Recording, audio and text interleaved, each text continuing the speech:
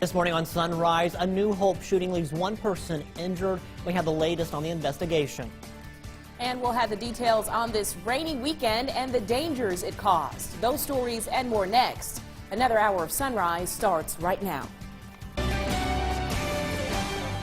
You're watching Sunrise on WCBI.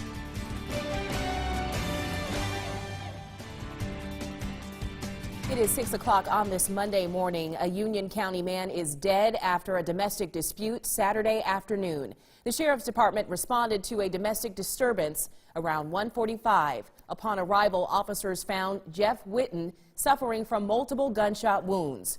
Witten died on the scene. Bobby Cobb is facing murder charges. Cobb will have his first court appearance later this morning. In Lowndes County, 2 people are behind bars following a Saturday shooting. It happened just after 4 that evening on Center Street in New Hope. The Lowndes County Sheriff's Department was responding to a disturbance involving a weapon where one person had been shot. Law enforcement was able to stop a suspected vehicle and take 2 individuals into custody in relation to that shooting. The victim was treated at Baptist Medical Hospital Golden Triangle, then airlifted to another location. Officers believe this is not a random act of violence and that it possibly is related to narcotics. Right now, no names of those involved are being released. Well, ever wonder what goes on behind the scenes of a police department? Well, the Columbus Police Department has your ticket in if you're interested. They've created a way for you to become more informed and possibly get involved with their task force. Our Riley Livingston has the story. On Saturday, the Columbus Police Department held their 3rd career day. It's designed to give an overview of what it takes to work as a police officer. Columbus Police Chief Frederick Shelton says the goal is to recruit people, but also to help them understand what the job entails. We wanted to recruit the best qualified officers for the department, and what we were having is people didn't know what the process took. How do I become a police officer? What do I need to do? Is there something I can be preparing for? So what we wanted to do was make it very easy, more effective and efficient. Forensics, agility, and a canine unit were on full display. Applicants also got a first-hand look at the new firing range. Shelton says that you have to pay your dues. The most needed position is the one most overlooked. The backbone of any department is its patrol officers, and they're out there every day, all day, doing that. And that's what we're trying to do. And because to get started, to become an investigator, everything, you have to become a patrolman first. The career day continues to grow with more people showing their interests. Director of Training Elizabeth Patrick says that what drives people to want to work on the police force is a soft spot for their community. Working with the community, you have to have a passion for it because it is to protect and serve the community.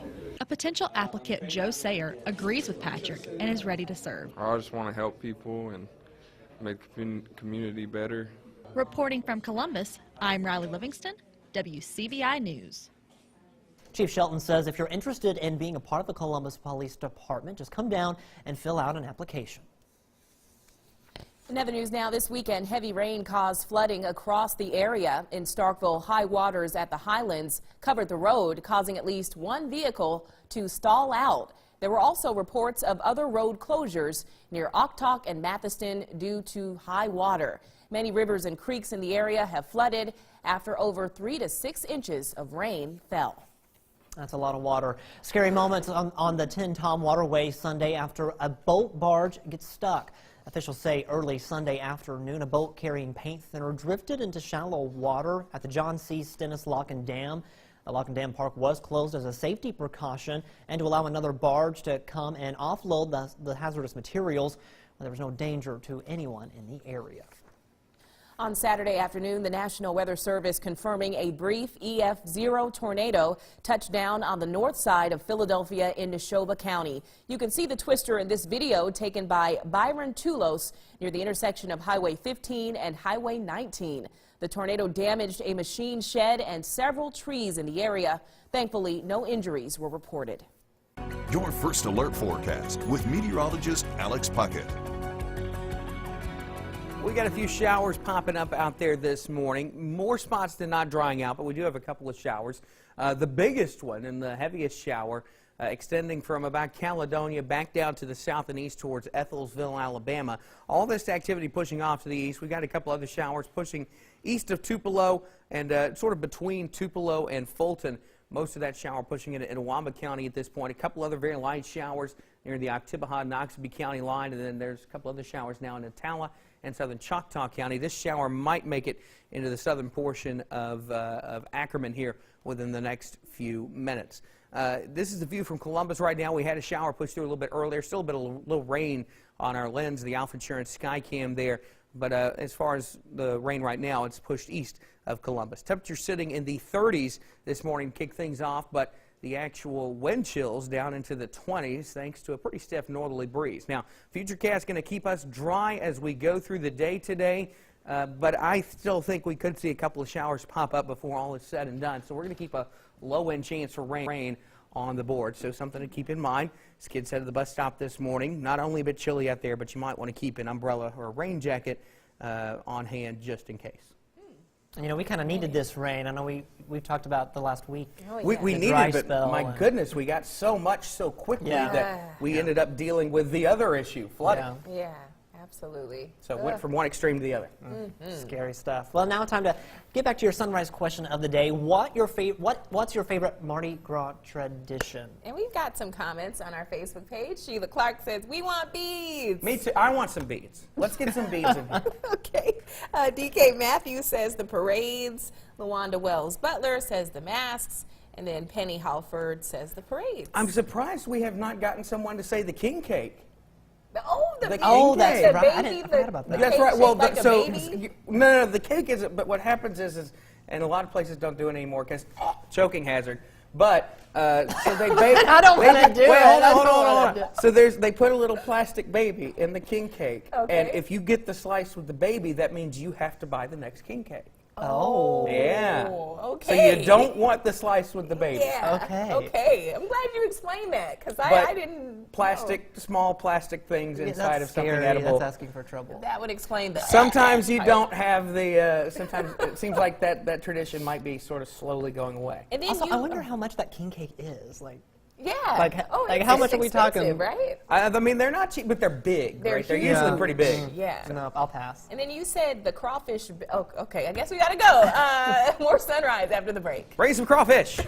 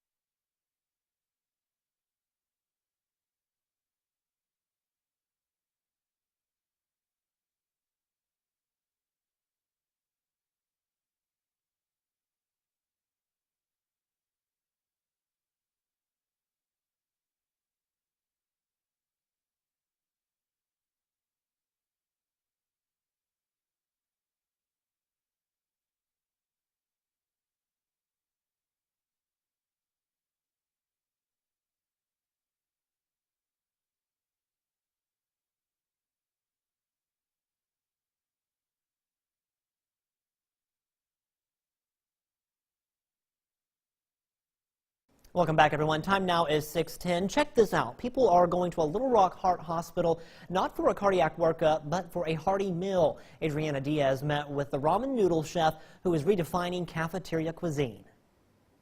We actually work on the campus of Arkansas Children's Hospital. So you came from another hospital? Another hospital to this hospital to have lunch, yes.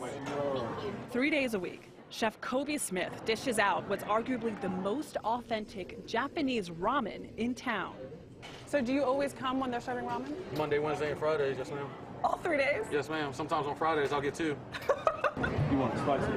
Yes. Ramen in Little Rock? Ramen in Little Rock. At a hospital? That's right. How are y'all doing up here? For a few years, Chef Kobe's been turning around the hospital everything done? kitchen. It's good.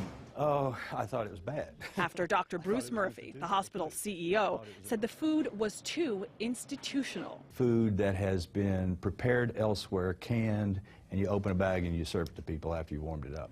Not fresh food, not vibrant food. Hospital food. It's hospital food, and we wanted to change that. He demanded that ingredients be fresh, the food delicious. Oh, and one more thing. He wanted to have authentic Japanese ramen. I was being a little bit selfish because I love ramen noodles, and I figured everybody else would love ramen noodles. He discovered his love for the dish while traveling in Asia. I didn't even think twice about where the best place in the world was for him to learn how to cook ramen. Well, it's Tokyo. We got to go to Tokyo. So for a week, Chef Kobe visited the doctor's favorite ramen shops and met with their chefs, taking notes and videos along the way. These guys do the same job every day over and over again for 30, 40, 50 years. They take their craft so literally, and they're so, it's an honor for them.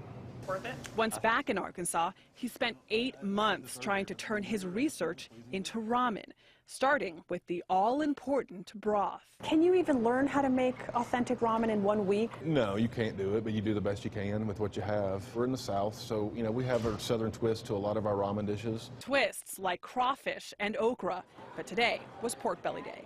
It's been so successful that I can't get to my ramen shop because there are other people in line. Spicy.